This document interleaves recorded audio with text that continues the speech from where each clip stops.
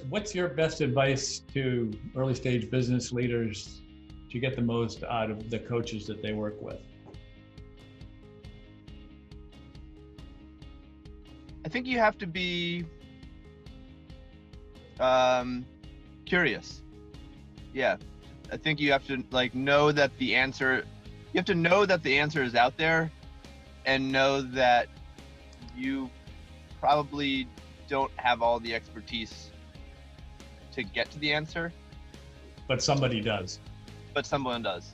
And so it's just a big treasure hunt of let me call Peter. Let me call the other Peter. Let me call this other person. Let me call the other person. And then if you do that, you kind of, you'll say something that is gets to 60% of the solution, and then you kind of triangulate the answer. Plenty of times you'll say something that maybe two other people contradict, or two other people will say something that contradicts what you said, whatever. But that's my responsibility to figure out kind of what the so which one's the right one for you? Which one's the right one? Yeah. Yep. Because some of the people you ask for input could also need the same input, explanation, right? Right. Right. But the hard thing is to know what it is you don't know that you need to get input on. Right. Yeah, and I think if you meet enough people who are smarter than you, it's this funny balance of being both very confident and also being very humble. I don't know how you kind of get that balance right.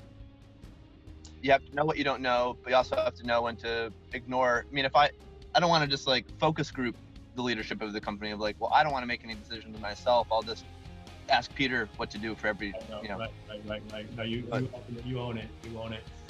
Some people think it's a weakness to need outside input.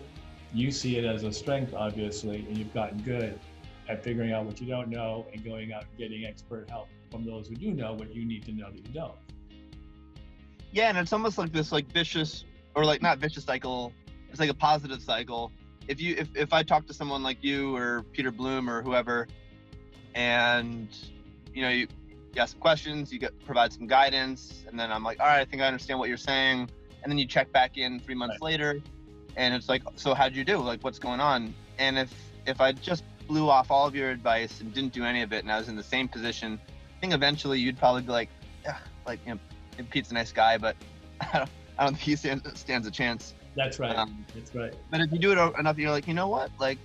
This guy actually seems like he's willing to listen to other people's ideas. I'm going to connect him to Peter Bloom because Peter Bloom might have some information that I don't have, and then right. Peter Bloom is yeah, connector. Yep. Right. Yep.